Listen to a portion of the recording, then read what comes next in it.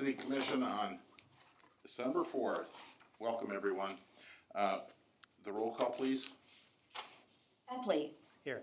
Gunther. Here. James. Here. Johnson. Here. Simmon. Here. We could all rise for the pledge of allegiance.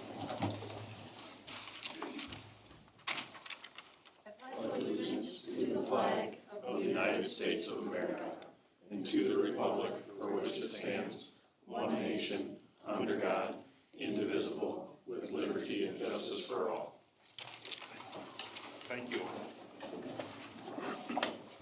The minutes are before you. Are there corrections, additions to the agenda? I'm sorry, the agenda, Mark, anything?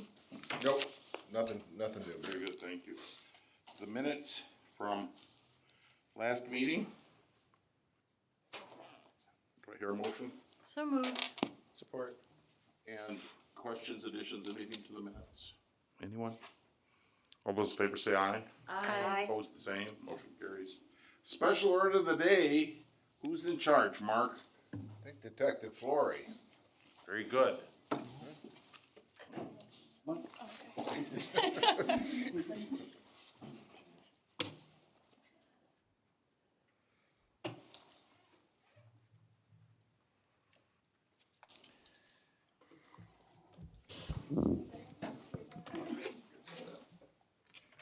Good evening. It's my understanding that the chief of police was gonna do the introduction tonight, but she is unavailable, so without further ado, I'd like to introduce to you our two newest officers that have successfully graduated field training. Officer Luke Killingbeck and Officer Rachel Raschke.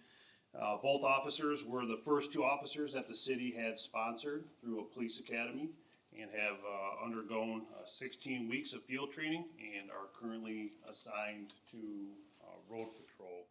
Officer Raschke here on my right grew up in St. Joe. She attended Southwestern Michigan College in Dowagiac and then transferred to Big Rapids to finish her bachelor's degree in criminal justice at Ferris State. In January 23, she and, like I said, Officer Killingbeck were the first recruits here for the city of Big Rapids to attend West Shore Community College Police Academy. In her free time, she enjoys spending time outdoors and playing recreational volleyball. Luke was born here in Big Rapids and raised in the Reed City area. He is the oldest of four siblings and one out of five cousins that are law enforcement officers.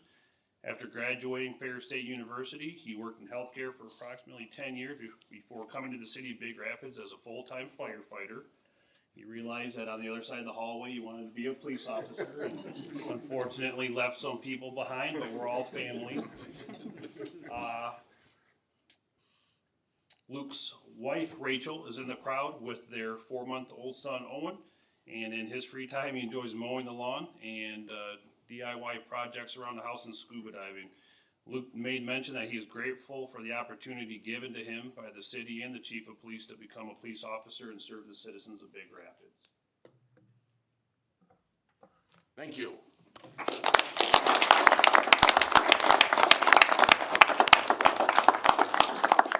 Anybody have any questions? Do they have any comments? I'll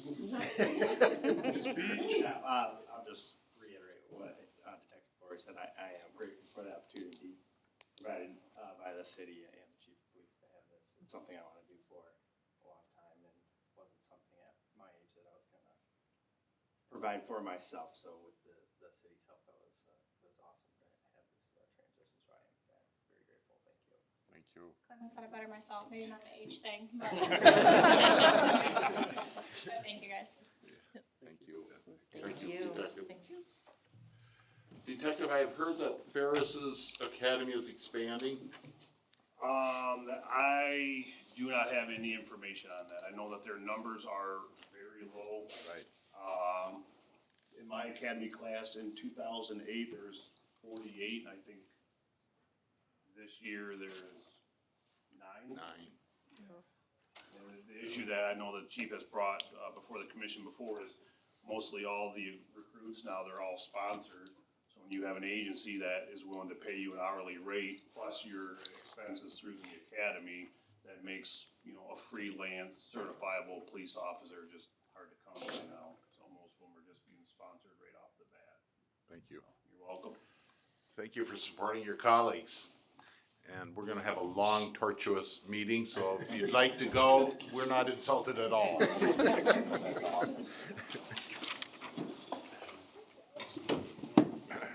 Next, we'll have 4 study sessions. Mark got a little carried away this week.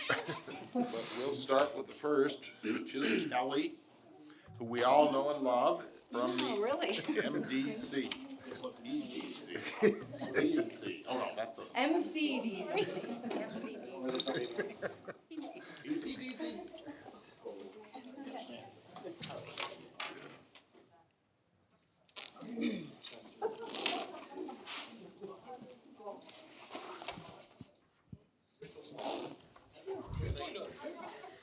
Hello. Okay. It's a pretty big report. I've been pretty busy this year. I'll touch on a few highlights from the report, and then if you have any questions on any of it, I am open to answer anything. So in my role at MCDC, I meet with all the employers in the county. And part of that is doing retention visits. And that attachment 1 that you see is all the questions that I'm asking employers when I meet with them. What are your pain points? Are you looking to expand? Are you looking to close your doors? Do you need to upskill your workforce? Anything, open conversation. And then I take that information I gather and I try to find resources, whether it's a grant program or a connection or opportunities or training dollars or training with Ferris or the Misiola, things like that. So that's kind of what a retention visit consists of. But that sheet in there, that attachment 1, is all the things that we go through every time I meet with them. And my goal for the year is 35. I've hit 27 already. So I met with 27 companies. Some are repeats, but there's a lot of things discussed, and we hit milestones through the year to check in on that progress. For the Right Place, we cover the 8 counties, our contract, and there's one of me in all the counties. So between the 8 of us that does business development, economic development, for the month of October, we do a fall blitz, and we met with 145 employers out of our 8 counties. So we were busy trying to make that regional connection as well for our companies. I'll skip down to my career quest because we have John on the board here, so I got to highlight that. If you look at attachment 2, you'll see I was so honored to be part of my career quest. Obviously, 40 employers, 19 high schools from 6 counties, and over 1,400 students attended that at Ferris. Michigan Works helps put that on. I wanted to do a booth, but what would entertain 9th graders for economic development? So I ended up coming up with this idea of buying that matted picture of that piece of wood and, growing the rings. And then I had those ink pads. And I said, you are part of growing our community. Stamp your thumbprint and put it on the picture. And that's what that is. And I still have it in my office working with, I'm going to donate it to Artworks and see if they want to raffle it off for a fundraiser in the community. So they really liked that idea. And so that was kind of what I did for that event. So John, you guys did a phenomenal job. And I look forward to it this next spring at Ferris. Blight elimination. Mecosta County got $200,000 last year. And we don't have a state land bank authority here in Mecosta County. So any municipality, township can apply for that. And then they apply through in Lansing at the State Land Bank Authority. So the village of Mecosta responded to that, and we held a special meeting, did a resolution. The board fully supported it for Kim Warnett to do the application to the State Land Bank in Lansing, and they were awarded $114,360 for 2 blight properties, and that's what you'll see in attachment 3. Demoing those 2 properties, so then they can be now, those are privately owned properties, not by the village, and you can do that as long as they have the, they get a quote and things like that, they submit it all ahead of time, and then privately owned properties can be submitted for the blight elimination through the municipality. So that was a huge win and success for them. Discover Manufacturing, attachment 4, we just wrapped that up. That is something that happens in the fall every year in the state of Michigan. Basically, the typical Discover Manufacturing is taking students through the workforce in the buildings in their manufacturing industry.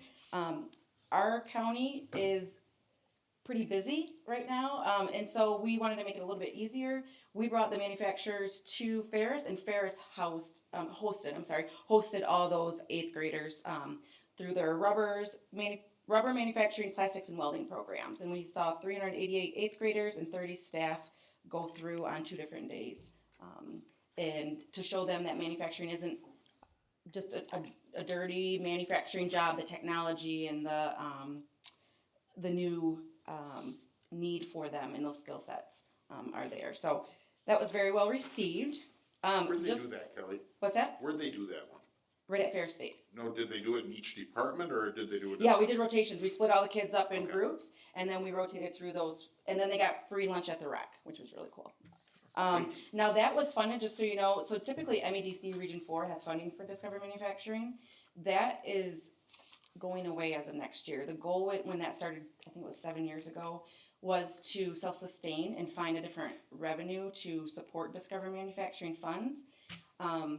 So the state, MEDC said next year the funding won't be there. We were lucky enough here in Mecosta County that Ferris got a grant K through 12 for, I believe it was $10,000 to support initiatives, and they paid for all the transportation and the lunches for those students to go through.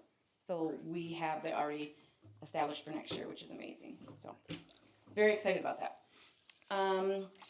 Project updates. I'm sure you're familiar. RAP 2.0. You guys are awarded, so I'm happy for you, Michelle. Thank you for all your hard work on that. So for the Depot Trailhead Park, receiving $450,000, and then Stone Hatchery Park in Green Charter Township, $54,000 for those public restrooms and upgrades to that building facility. I'm going to skip down, unless you have questions on it, to my committee updates. I am on the statewide housing plan with West Michigan Regional Housing Partnership. It supports 13 counties, but it's a tri-share, I'm trying to think of how they said it. Tri-led, not tri-share. Tri-led through Housing Next, the Right Place, and Urban League of West Michigan. And me and Michelle here are the 2 co-chairs that sit on the communication and education group for that. And yeah, we're very proud to and that's out of 13 counties, and us 2 are the 2 co-chairs. So, but our goals and initiatives are working to submit a plan to MSHSA when all this is done.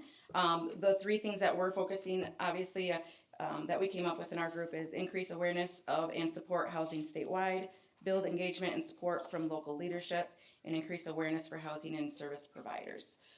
Our group from our 13 counties are people that are in our group. That's kind of our KPIs that we came up with, and then we kind of submit it to the larger group, and they support that, and we'll go forward with that. I can't remember when we meet next. Do you? Yeah. It's been every couple months, but it hasn't been submitted to MSHSA yet. It will be, though, I'm sure, in Q1 of next year to go forward. So more to come on that. Little CVB update. You might have seen it out in the community, but we did a very healthy marketing budget throughout the county. We brought in Lake Effects Media from Ludington. They're globally known, doing work all over the world, and they're right there in Ludington. And they went through downtown businesses. They went into Schuberg's. They went to the county parks, the Dragon, the rivers, boating on a pontoon that we hooked up for them to go take some video of families on pontoons. And we're really trying to work on growing our tourism footprint for Mecosta County at the CVB. And so when we roll out that footage and still pictures and things like that, anyone with programs in the county can use that footage and those still shots to help promote our county. So more to come on that, but very excited about that.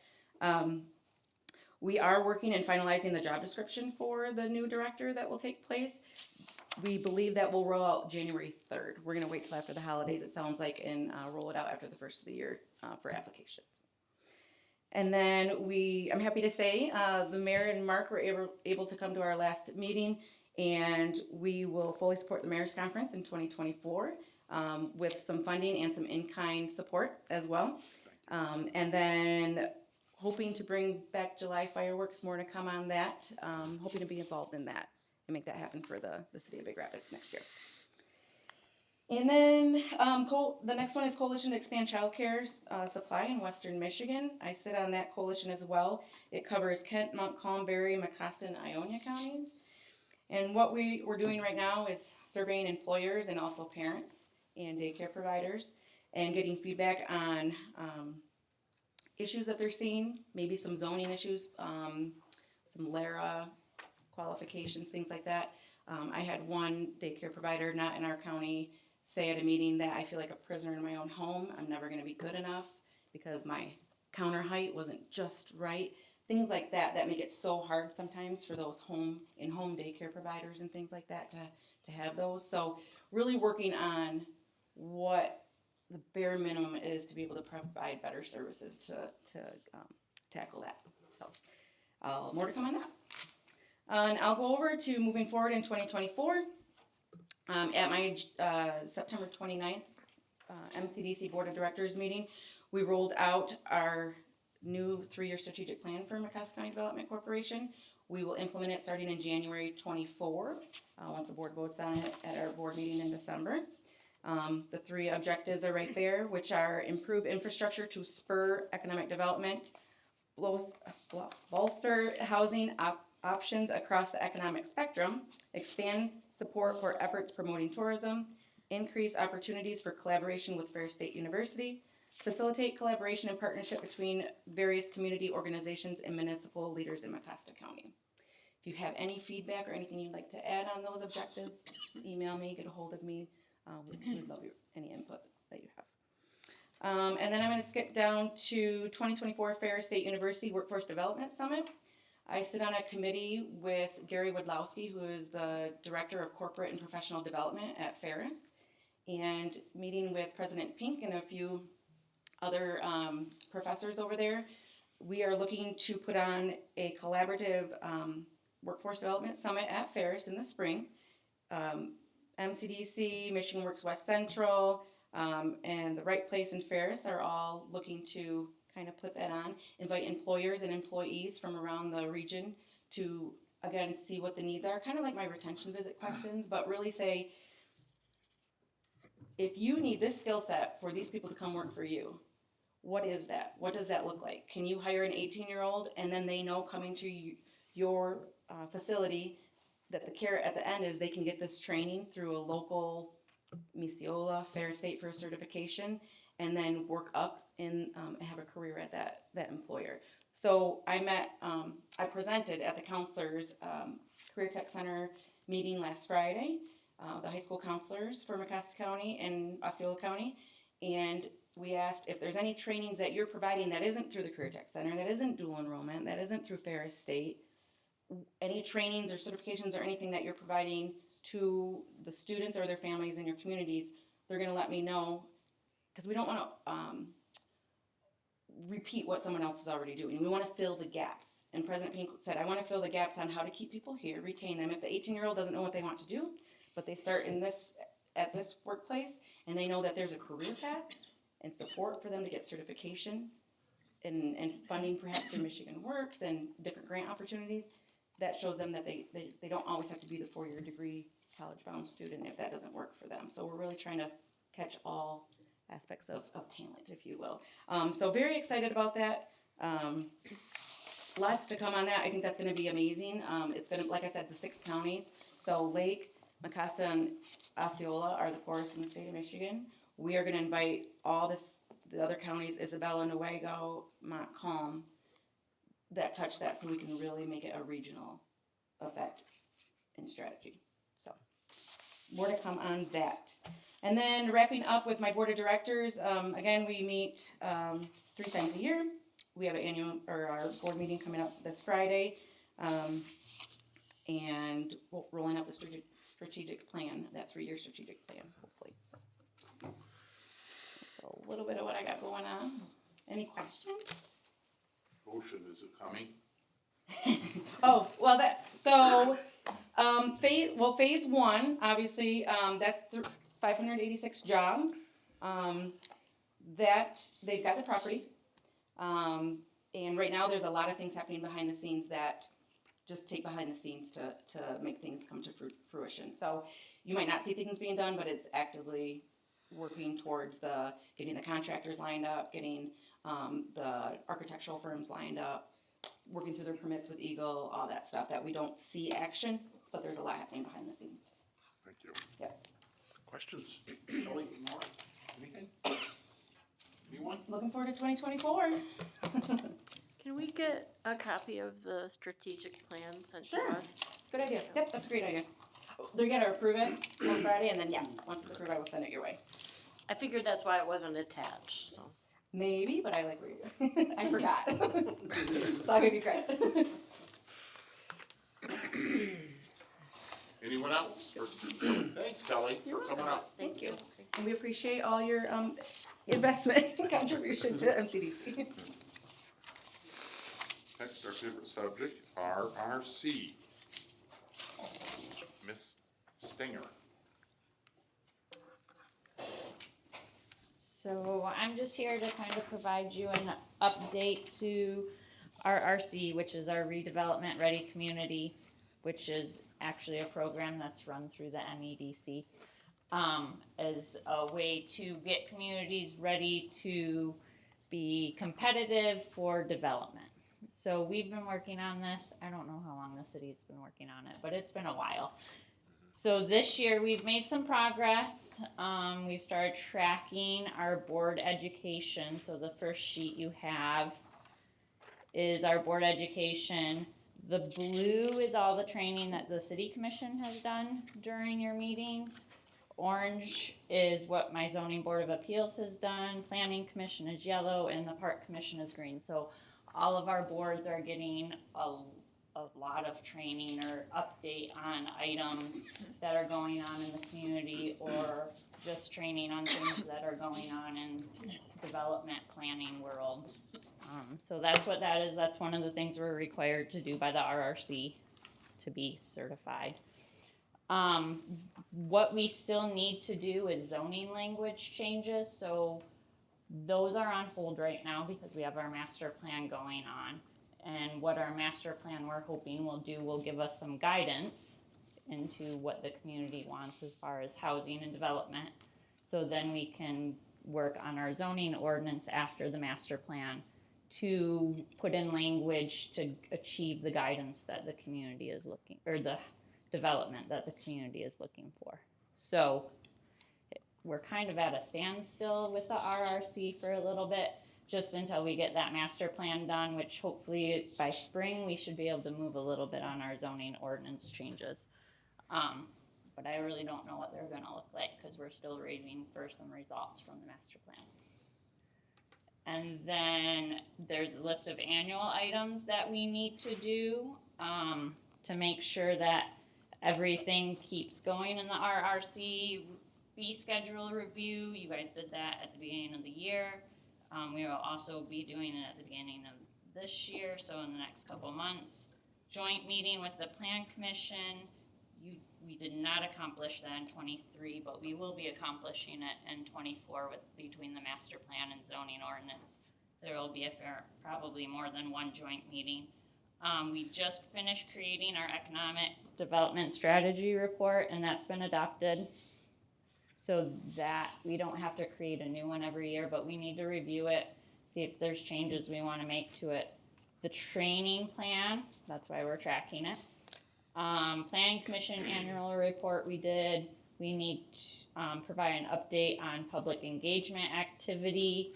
I'm probably just going to include that in the city report. I'm not going to make another report for just public engagement. And then we just started working on our capital improvement plan for next year, so that should be there soon.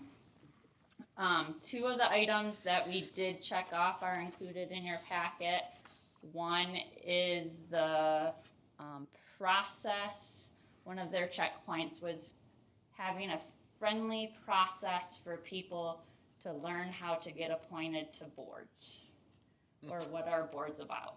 So we created a flow chart that's in your packet that shows the process that happens when you want, if you want to be on one of our volunteer boards or committees that the city has, which we all know we need more people to be on our boards. So that is on our website and available to the public, so if they have any questions, they can kind of see the process that they need to go to. And then the economic development assistance is just a document that's available on our website for anyone who is interested in developing in our community. Who are the people that they need to contact to get different types of services or assistance, grants, funding opportunities, things like that, who they need to contact in order to make those developments happen. And that's also been published on our website so people can find it. And that's basically where we're at. So we're almost there. We're almost to the end. Can you summarize in lay people's language what the planning zoning objective of RRC is again? Because sometimes it gets confused in the specifics. What is the real reason they're doing that? The real reason they're doing it is to try to make it easier for developers to find the information that they need, and also to have communities, to not have to have developers jump through so many hoops. And it's not giving them a straight pass to be able to do whatever they want, but not having, oh, you need to get a variance because our zoning ordinance is set up that you have to have a 20-foot setback, and no lot in our community has that setback. So everyone, if you want to build here, has to get that variance. So trying to like identify those extra hoops that aren't necessary sometimes and make it more streamlined. And where does putting up grandma's home on an R1 fit into that whole scheme? That's the one we're gonna get all the heat on. Well, and that's a decision that hopefully the master plan will point on whether that's something the community wants everywhere, or if they just want it in certain locations, and how we wrestle through that decision. And that fits into the, That would fit into the zoning discussion, yeah. The tough ones are left. yeah, I see that. Questions for Michelle, commission? Public? Thank you, Michelle. Yep. Next. Uh-oh, water violations. Steve? That's Steve Cook, street super, water plant superintendent, is here and gonna share with us what happened, back in July. Yeah, so the city was issued a violation, back in July for treatment technique violation for failure to maintain corrosion control treatment within required ranges. Long and short of that, it's kind of a very unfortunate timing issue. With as hard as you folks have worked to allow us to replace all of our lead copper service lines, we've got that all knocked out. The program to replace that doesn't even start until 2025, and we've completed it. So I, for one, appreciate that. That makes it easier. The bottom line with this violation here is we had an equipment failure. So we are required through this lead copper rule to go out and get 10 distribution samples every quarter.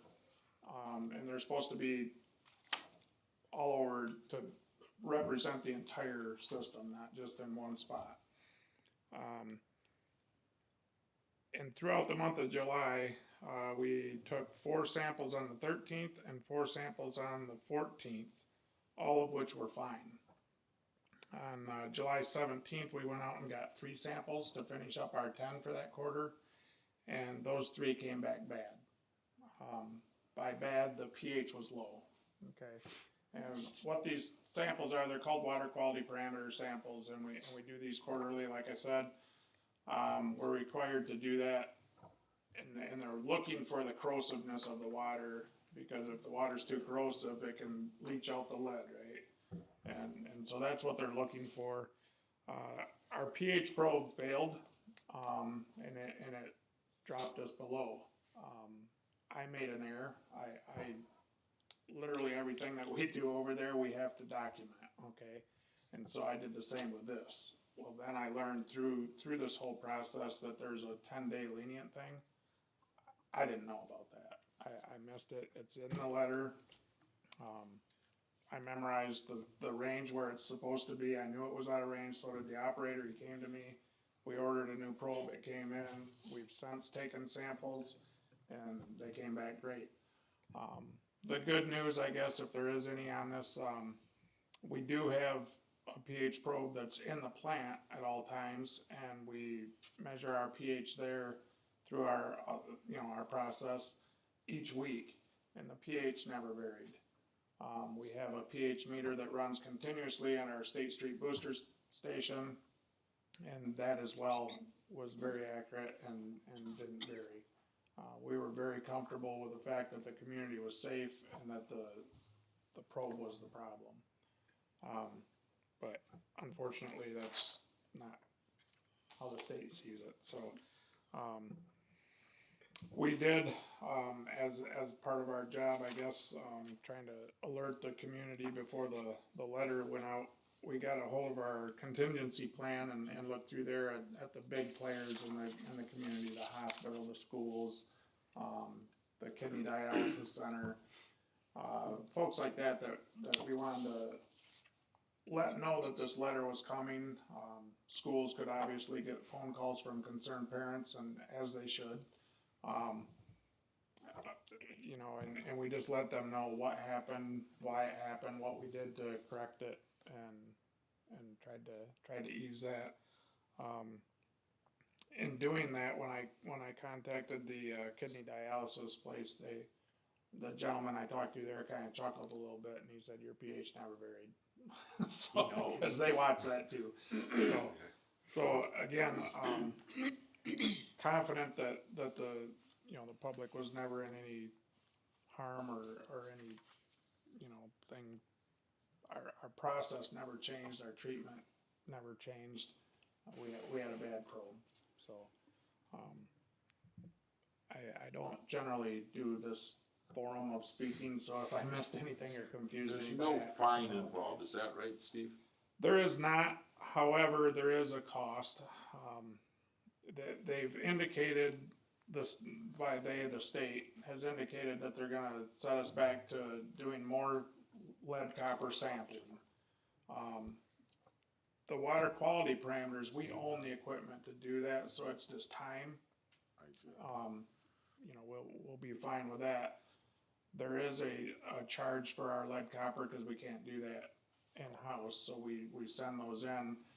I believe I looked that up for Heather the other day. I think it's $26 a test, and I don't know yet because the sampling schedule for 2024 hasn't come out yet, but all indications of this letter tell me that they're gonna revert that back to 60 samples a year.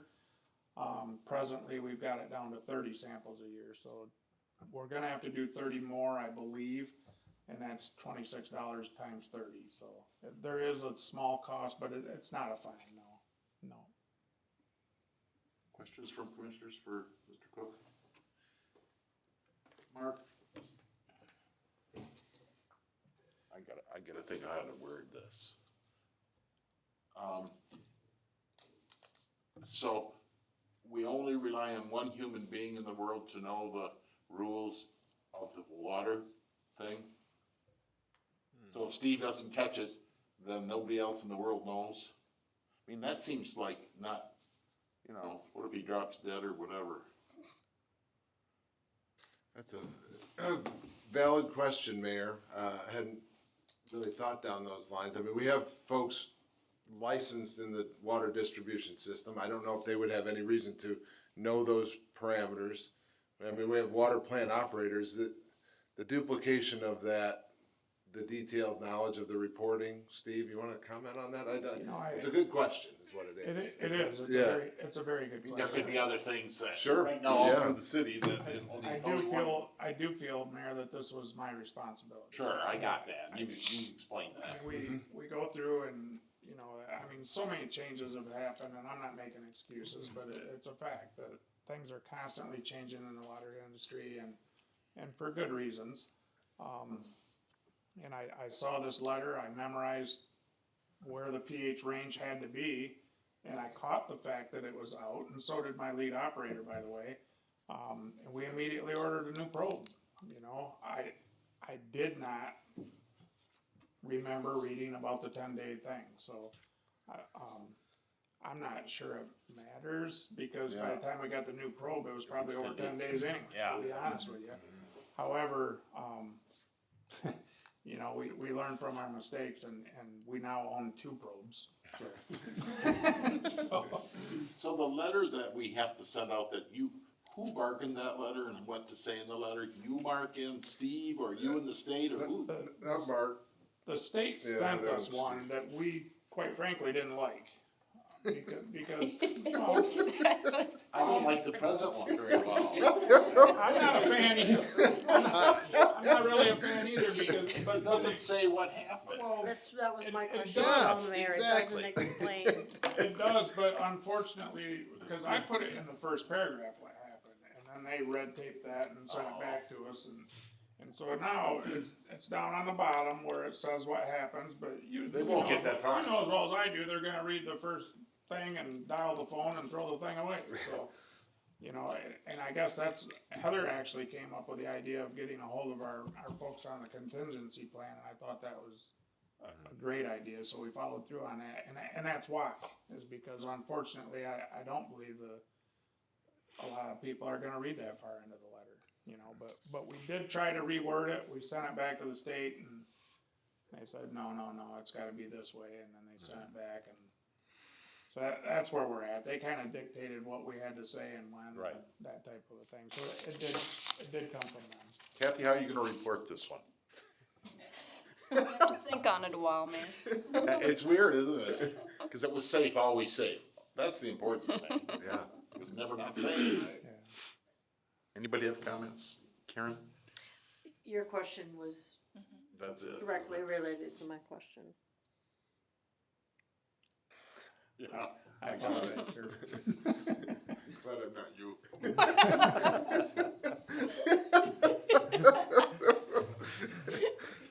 Oh, shoot. I think all of it falls to the city manager. He's the Yeah. boss of everyone. That's fair, Mayor. I think we're all gonna be tuned up on what all the regulations are, right, Steve? He and I had that conversation right away. It's like, we gotta know We this stuff. certainly try. Yeah. You know, but But they do change a lot. I mean, you know, and again, these aren't excuses, but they are relevant in that, you know, we have certain people assigned to our, well, I suppose the region, but to our plant, from Eagle, and, you know, our point person's gone, and the last one was there for not that long, and, I mean, there's turnover and lack of communication, and I don't know that any of that, if it was even way better than it is now, would have prevented this exactly, but that's in the mix too, and there's things changing, and it's a lot to keep up on. it's been very difficult to communicate with Eagle. I Their- think the their key to, violations the key to this status thing is is fully- the city, the residents of the city, through their taxes, paid for every single lead service line that they know of to be replaced, right? Isn't that the bottom line? Doesn't matter what your pH is, if there's no lead to leach out, right? That's a good point. I would agree with that as well. Yeah, I mean, gee whiz. They're all done, right? Every single one? No? Well, there's 8 to my understanding that Have the refused the folks refused to allow us to do it, Oh. so. So there's a plan in the works to address those too, Mayor, and I'm sure all of you are gonna hear about them. I think we're gonna hear all of this. I would expect to. This will be, I'm sure, an interesting journey. Yeah. For a week or two. Are they coming out in this next water bill? That's the plan. When? It's, my understanding they were. Emailed tomorrow. today. Oh, Tomorrow it'll be. Thank you, Steve. Thanks. Thank you for coming. I'm sure you look forward to it. Commission calendar. Karen.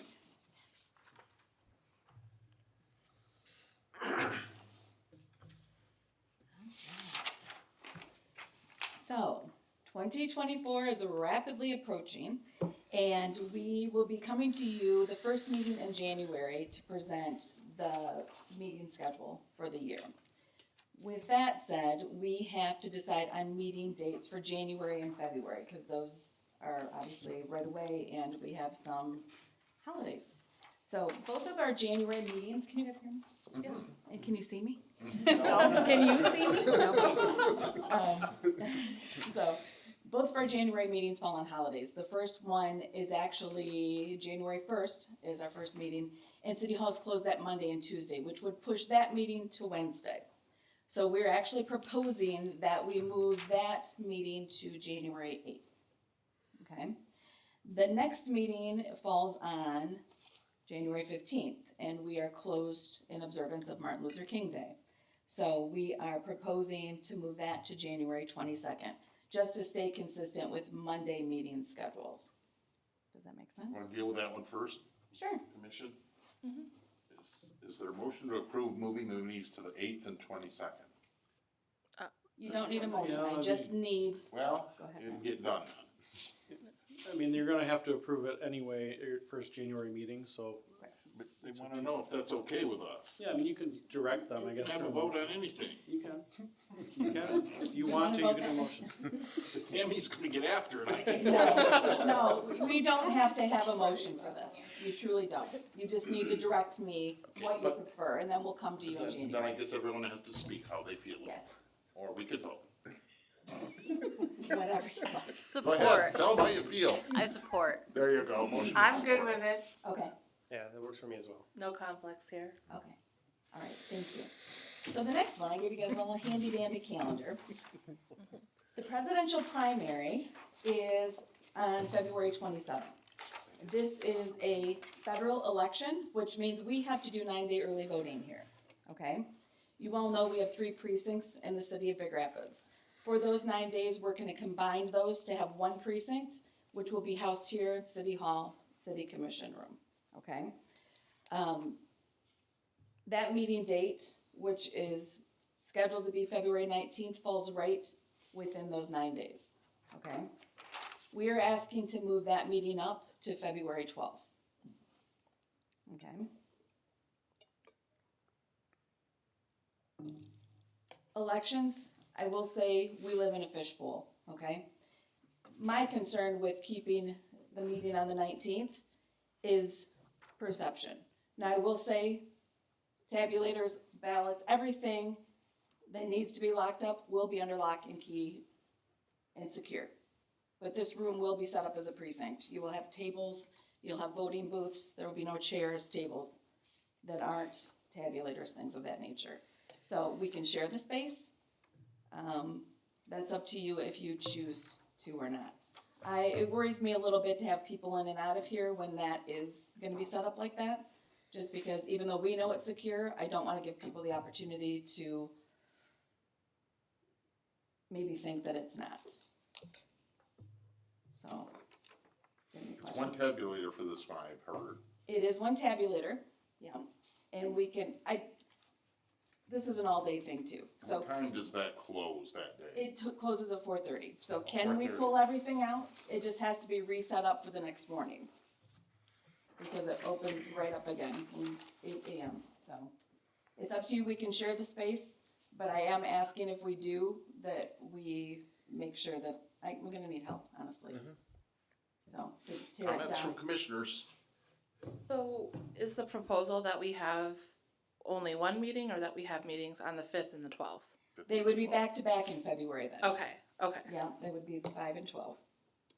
Couldn't we just have them meeting on the 19th At a different at a location. different location? I'll jump in, Karen. Absolutely. I checked with the possibility of having it at public safety, but it's not available that night. Okay. It's FODA time, I think. Yeah, that's, The yeah, classes in exactly. there. Okay. I mean, there's other venues, but those are the 2 go-tos for city commission meetings that I looked into. Well, I appreciate and rely on the clerks and deputy clerks' opinions, and I'm not inclined to wanna share spaces with the polling location if it causes them concern. And if there's not another location for us to meet at on the 19th, I'm fine with back-to-back. We're gonna have 8 meetings in a row, though, it feels like. Mm-hmm. That's the issue, I think. 4 meetings in a row. Yes, you will. And it's not like we could have our meeting on the 26th because No, still, it still that's the causes day the same before problem. election, yeah, Yep. so that's definitely out. Yep. It's out for sure. Yeah. Mark? Mayor, we can work around anything, frankly. This is your call. The whole election integrity piece is a valid point. That's not something I think about as much as maybe you have to, and so it's a valid point. I can certainly look into other venues. I haven't, but if you wanna continue on the 19th, we could go to Ferris, and we've met there before. We could go to the airport, I think, where our charter allows us to be outside the city limits anymore. I mean, there's other options. 4 Mondays in a row is a lot. 4 Mondays is a lot of Mondays. Yeah. Brad, can I ask what you think about that? Sharing the space? Do you think it's an issue or a non-issue? I defer to you and Tammy, but I do think that as long as you've got the tabulator out of the room, that's the main thing.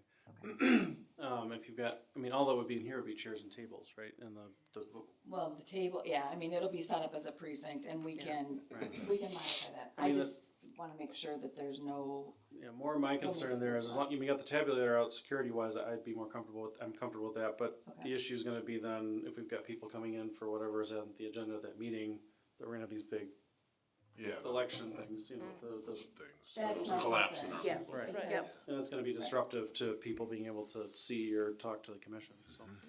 I also don't want anyone to say, their election stuff was set up, or, I just don't. Like I said. It can all be moved out of the room and back in the room after the meeting?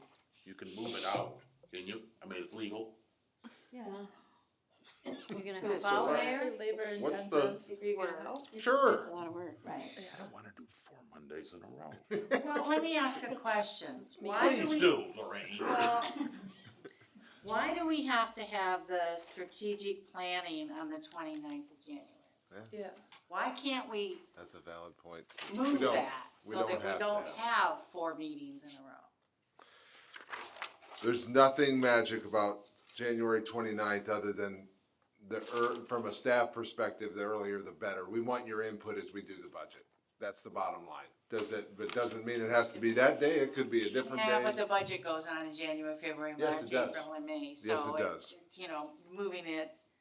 If you moved it to the 26th, you wouldn't have, 26th of February, you wouldn't have 4 meetings in a row.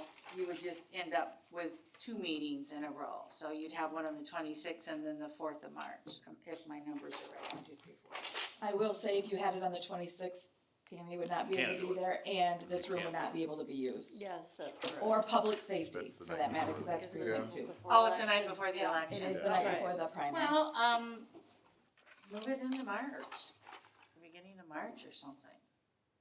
We can look for another date. Does it have to be on a Monday? I was gonna say, Yeah, does that's another strategic question. planning really have to be on a Monday? Right. Does it have to be on a Monday? Because I do kind of like doing it sooner rather than later I would say sooner. in the year. Okay, so for the election, we're gonna use the 5th and 12th, Okay. and the strategic planning, Mark will work on that. We'll find another date. Michelle Stenger. Yes, we will find another date. For this, so. Is that we'll okay do with it- everybody?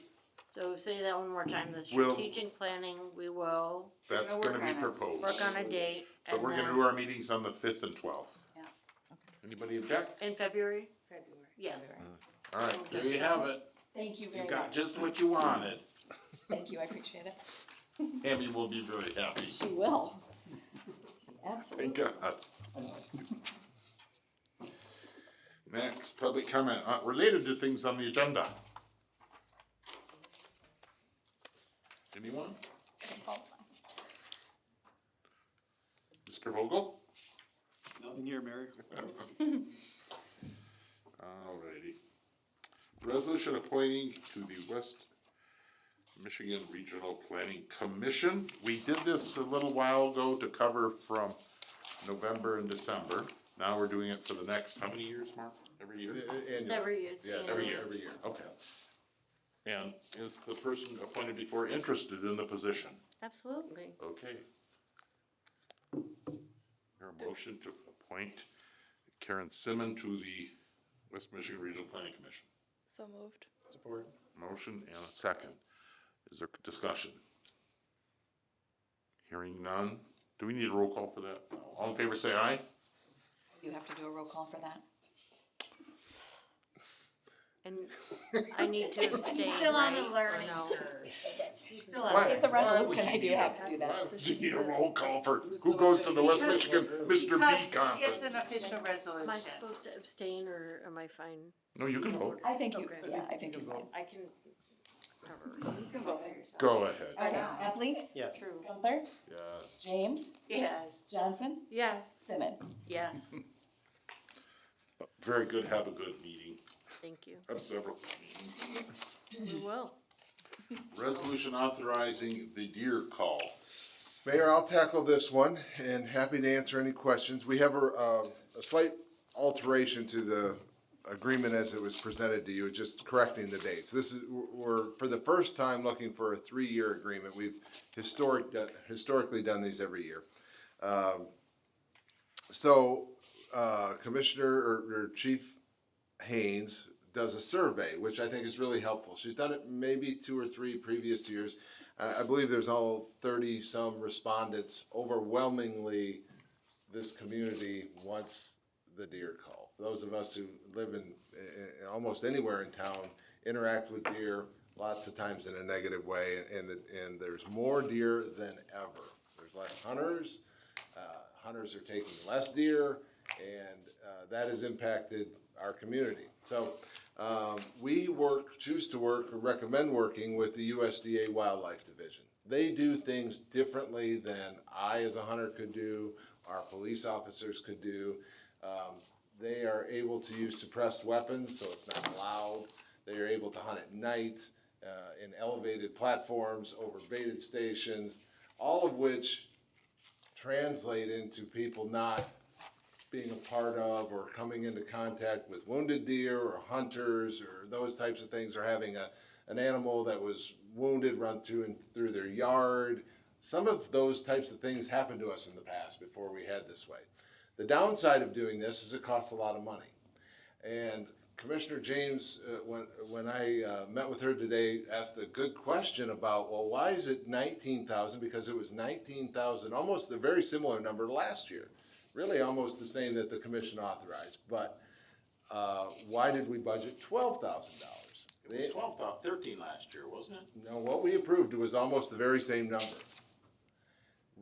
I have the resolution, actually, it's right But is that what we here. paid? It's not what we paid. Oh, So that's they the quote difference. us 3 visits. Last year we used 2.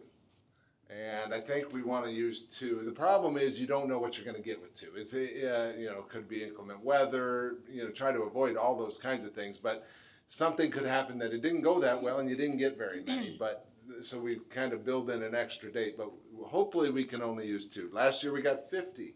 This year we're trying to get 75. The TNR approved that. We haven't got the tags That's, yet. they So, won't.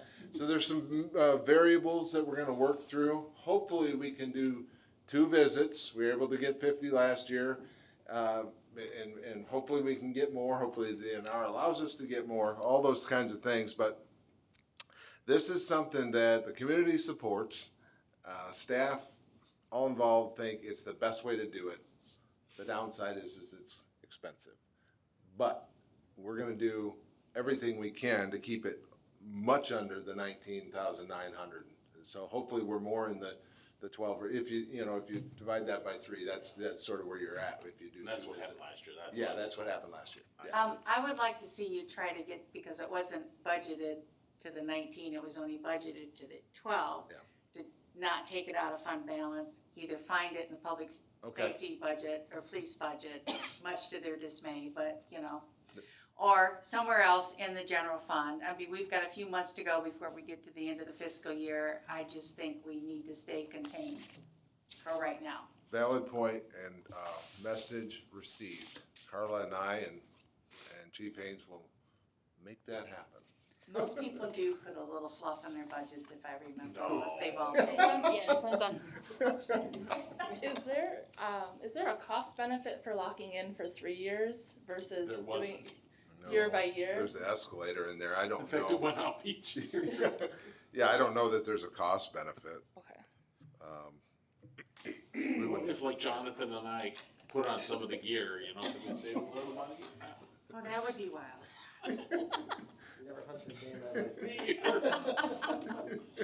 Kelly, do you have something to add to I this? just have a question. Where, do you take the deer? You Are we don't donated? know, it's a secret. No, No, yeah, they- all the meat is They done. are They're on there. donated, Oh, okay, yes, that's cool. they are processed. Food pantries locally, yeah.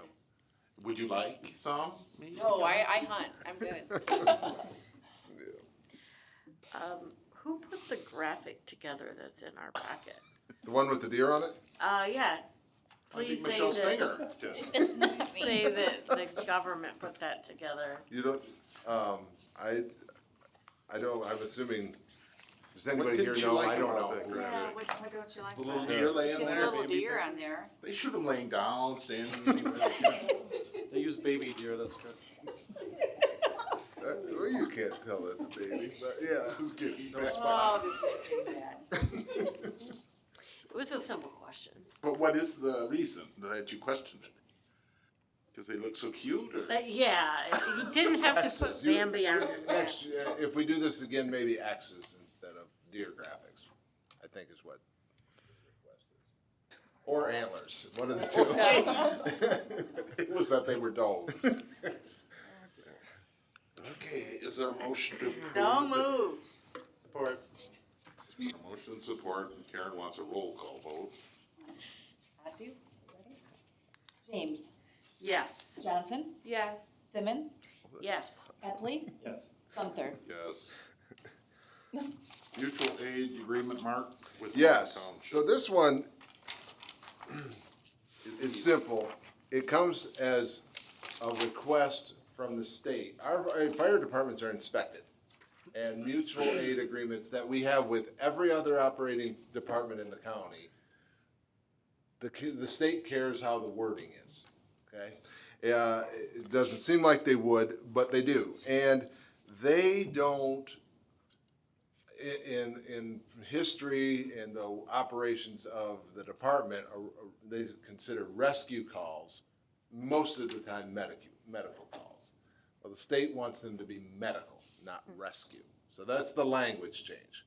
To go, No. to go from rescue to medical. The question of why are we doing with this with Morton Township, because we have all these contracts all over, is we had to start somewhere. Morton Township is the only other department locally that has full-time staff. They have a chief. And it was readily available, an easy place to start. Over time, they're gonna In wanna every see one of these changes in all of the mutual aid agreements. So that's what we're looking to accomplish, is to have that wording changed. Do I hear a motion to approve the rescue turning to medical? So moved. Support. Motion support, roll call, I guess. Johnson, Yes. Simmon, yes. Epley, Yes. Gunther, Yes. James. Yes. We still have a work session yet. Mark, I think Kathy Crew, who does such a good job covering us, deserves a one-liner from you about what's going on with the census. Oh, one liner. Not in 20 minutes. Three words. One-liner. Because the public thinks we're getting all our revenue sharing money because we won the quarters. Remember the quarters deal in it? Yes, you do. We did win that, but it amounted to, Mark? More confusion. I don't know. This is a long explanation that will give you some time. Also, Tim Douglas highly interested. Tim is good. Yes, I know he is. Because he knows. So what we applied for and got approved for doesn't appear to work and likely won't work. We're looking for other alternatives. The commission authorized the special census application that's been filed with the Federal Census Bureau. And it's all a work in progress that we are diligently trying to track down how to have what we believe the true numbers of population of the city represented and then reflected in our revenue sharing and Act 51 payments. And we have not got there yet. And the meeting was very interesting. The state treasury department was represented, and she says that the national census, even if updated and changed, does not affect revenue sharing. Correct, Mark? She told us that. Yes, she And did. so why do a recount if it's not gonna count? Yeah. And so the only thing that would count would be a state census of our area, which nobody's ever heard of, including no department in the state. The Secretary of State would have to create that. So it's quite complicated. It's very complicated, and we're greatly appreciate Michelle and I are working all the time. Brad got saddled with some of this today. Yeah, MML, we've contacted the MML. I mean, there could have to be legislative fixes that, who knows how they work. There's a tremendous number of unknowns, and we're trying to track down every one of them. So it means a lot to the city. That was pretty good for a minute. Now, are we going to relocate for our work session, gang? Anyone? I'm comfortable staying here if everybody else Is is. everybody comfortable with that? I'm comfortable with that. Then we're not moving. Okay, I'm not either. Here again, I'm not gonna ask you to move tonight, Mayor. It'll Prayer get back. Prayer form. Short-term rentals. Short-term rentals, so last May, I think, we started working on short-term rentals, the state commission looked at it, they sent it to the planning commission to study, the planning commission spent multiple months looking at different language that other jurisdictions are using with populations similar to ours for their short-term rentals, looked at our ordinance, looked at our zoning map, and came up with this. Basically, short-term rentals would be allowed in all of our residential districts and our C2 district, which is our downtown. But there's different stipulations for different districts. So the R1 and the RP district only allow for a single occupant, and the property must be owner occupied, which means it has to qualify for the PRE tax exemption with the assessing office. So the board felt that was important to require the owner occupancy as a way to, stop isn't the right word, but dissuade Airbnbs from being in the R1 district, and especially dissuade or stop them from being owned by private companies, because that's one of the trends of Airbnbs or short-term rentals is private companies buying up multiple of them and using them for their income as an investment. So by requiring the owner occupancy, it kind of will hopefully dissuade that. And we got that from Houghton, which has that rule in their ordinance, and they do it to keep the snowmobilers out of the downtown, which I thought was an interesting way to do that. So in this sense, in this district, the owner would be renting out a room or a suite of rooms. Or the It whole would- house. That's Well, not. it could be the whole house, but it's only gonna be one person. Is the owner, oh, go ahead. Sorry. So, but the owner occupied means. It doesn't necessarily mean they have to be there when the rental is going on. They just have to qualify as having a PRE, which is a personal residential exemption. It's their main household for tax assessing, or property tax class. And then it's a single occupant, it's not two people coming in for the weekend, it's somebody renting one room or the entire house for themselves. Correct. So I just have one question with that then. If we were to do that, say it's a snowbird, so they're renting out their property as an Airbnb while they're in Florida, one of the warmer states, Texas, Arizona.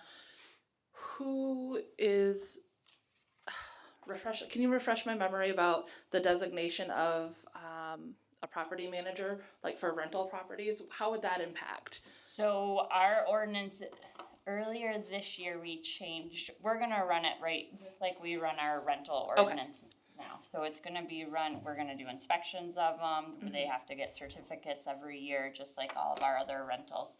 And in our rental ordinance, earlier this year, we changed it from having to be someone in Michigan to having, they have to be able to be on property within 24 hours if we have a major issue. Right.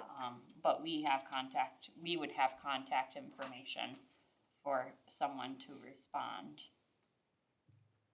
to whatever kind of. So it would follow suit with our other rental properties in regards to that. They would still be required property owners to be on site within 24 hours. Okay. So there's no limit in their proposal that I saw that says if you're gonna do this, you can only do it 7 days a year. There is not. Why can't there be?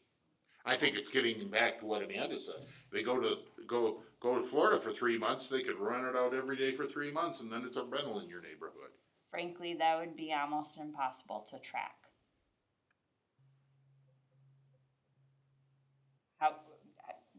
We don't have the staff. So if you limit to, you can only rent this out for 7 days a year, how are we gonna do track have to figure that out. I think it's a legitimate thing. But are you saying, I don't know, I mean, if you're only gonna allow them 7 days a year, it's not gonna be worth anyone to go There through you the short-term go, rental Michelle, process. there you go. Just suggesting it. Also, one person's kind of funny, cause if some parents wanna come up and visit their, daughter at Ferris for a long weekend, mom and dad can't come stay in the same place?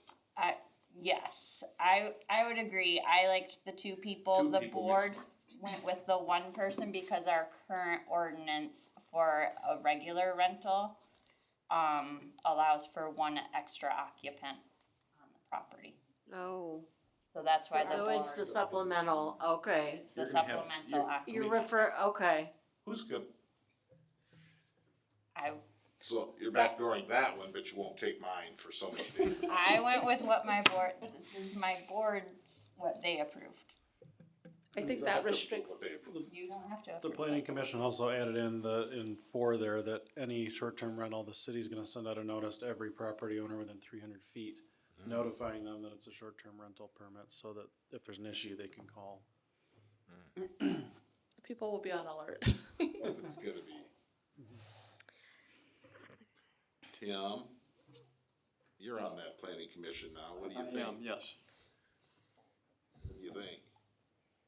I think we're trying to do something, because Yes. right now we have nothing. So we are trying to, offer that R1 and in the best way we can, knowing that, of course, in the future, the state may pass their rules and in a way, and we It's a won't moot have point anything, then. so I think this is a solution that, is worth the effort and worth trying. Or just eliminate it from R1. You can do that too. Did they entertain that as one of did you entertain that as one of your options, is no VBROs in R1s? There was discussion. That's what we're gonna get from the public, I'll guarantee you, that's what the discussion will be. There was some discussion on that. I think part of the reason they didn't choose that is we currently have one in the R1, and that specific person is a widow and uses that supplemental short-term income to help support herself. And that's a reality that maybe not affects everyone, but does affect some people. And there's young professionals who are, the hospital is sometimes searching to put people in for a couple weeks if they're rotating into the hospital for traveling nurses, traveling doctors, that kind of thing. And so they might not necessarily wanna stay at a hotel for a couple weeks, so I think the board was trying to massage that. They probably also don't wanna be in the R2, R3 district, but, you know, maybe the R1 would be a good fit for those kind of uses. The hospital used that house for years and years right there on, Winter Yeah, right next to that, Hospital. yeah, hospital there. Is that gone now? I don't know if they don't own it anymore, I'm not Spectrum or they sold it or something? sure. We haven't That worked inspected. really well for the visiting anesthetist, that usually, visiting surgeon. Okay, any questions more for the work session? Do you have anything else, Michelle? The other districts, we did limit occupancy, so we limited it to 2 people per bedroom with a maximum of 10 in the house. So that'd be in all the other residential districts.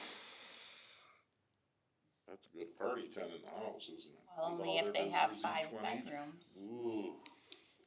So, out of curiosity, just saying, I live in the R1. I think there is this misunderstanding that there's no rental properties in the R1.